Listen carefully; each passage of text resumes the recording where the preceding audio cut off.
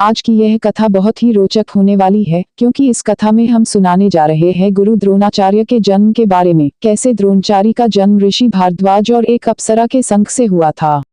प्राचीन भारतीय पौराणिक कथाओं की गहराई में एक आकर्षक कहानियों का सामना करता है, जो देवताओं, ऋषियों और खगोलीय प्राणियों के दायरे को जोड़ते हैं। इन आख्यानों के बीच एक अपने पेचीदा उत्पत्ति के लिए बाहर खड़ा है। कौरवों और पांडवों के पौराणिक गुरु द्रोणाचार्य की कहानी अस्तित्व में आ गई। इस लेख में हम द्रोणाचार्य के जन्म के आसपास की गूढ़ परिस्थितियों का पता लगाएंगे, जो ऋषि भारद्वाज और एक अप्सरा के मिलन में निहित है। हमसे जुड़े, क्योंकि हम प्राचीन विद्या को उजागर करते हैं और द्रोणाचार्य के रहस्यमय उत्पत्ति पर प्रकाश डालते हैं, जो हिंदू पौराणिक कथाओं के समृद्ध टेपेस्ट्री में अंतर्दृष्टि प्रदान करते हैं। पौराणिक मुठभेड़। हाउ द्रोणाचार्य की गाथा का जन्म ऋषि भारद्वाज अप्सरा का संभोग था, जो श्रद्धेय ऋषि भारद्वाज से शुरू होता है, जो उनके ज्ञान और तपस्या के लिए जाना जाता है। किंवदंती है कि भारद्वाज ने एक अप्सरा का सामना किया, जो एक खगोलीय अप्सरा है, जो जंगलों में अपने भटकने के दौरान अपनी सुंदरता और अनुग्रह के लिए प्रसिद्ध है। उसकी ईथर की उपस्थिति से प्रवेश करते हुए भारद्वाज ने खुद को उसकी ओर आकर्षित किया, एक दिव्य कनेक्शन को उकसाया जो नश्वर सीमाओं को पार कर गया।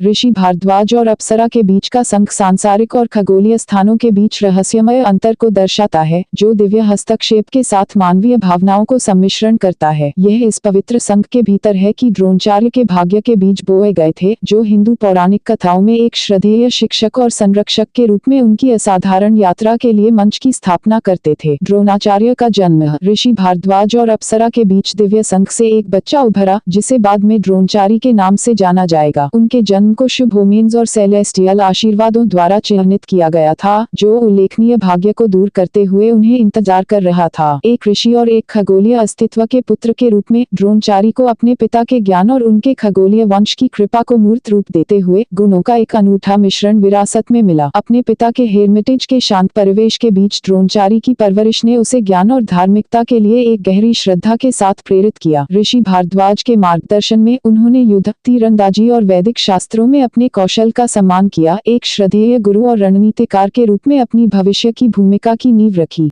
द्रोणाचार्य की विरासत पीढ़ियों को स्थानांतरित करती है, जो हिंदू पौराणिक कथाओं के इतिहास पर एक अमिट छाप छोड़ती है। राजकुमारों और योद्धाओं के श्रद्धेय गुरु के रूप में उनकी शिक्षाएं ज्ञान के साधकों और सच्चाई के साधकों को प्रेरित करती है। अपने ज्ञान और मार्गदर्शन के माध्यम से द्रोणाचार्य ने अपने शिष्यों में अखंडता, अनुशासन और वीरता के मूल्यों को स्थापित किया, राज्यों के भाग्य को आकार दिया और इतिहास के पाठ्यक्रम को आकार दिया। द्रोणाचार्य की कहानी ऋषि भारद्वाज अप्सरा का संभोग की कहानी हिंदू पौराणिक कथाओं में नश्वर और दिव्य स्थानों के बीच गहन अंतर के लिए एक वसीयतनामा के रूप में कार्य करती है। यह हमें सृजन और विनाश के शाश्वत नृत्य की याद दिलाता है, जिसमें देवता और ऋषि समान रूप से नियति और कर्म के धागों से बंधे हैं। अंत में ऋषि भारद्वाज और एक अप्सरा के संग से द्रोणाचार्य के जन्म की कहानी हिंदू पौराणिक कथाओं के रहस्यमय टेपेस्ट्री के एक कालातीत अनुस्मारक के रूप में है। यह हमें प्राचीन विद्या की गहराई का पता लगाने और सृजन के रहस्यों को उजागर करने के लिए आमंत्रित करता है, जबकि नियति, कर्म और दिव्य हस्तक्षेप की शक्ति पर कालातीत सबक भी प्रदान करता है। जैसा कि हम द्रोणाचार्य के गूढ़ उत्पत्ति में तल्लीन करते हैं, हम प्राचीन शास्त्रों के भीतर समृद्ध सांस्कृतिक विरासत और आध्यात्मिक ज्ञान की गहरी समझ हासिल करते हैं। आए हम इन पवित्र आख्यानों को संजोते और संरक्षित करते रहें, ऋषियों और खगोलीय प्राणियों की विरासत का सम्मान करते हुए, जिन्होंने सहस्राब्दी के लिए हमारी सामूहिक चेतना को आकार दिया है।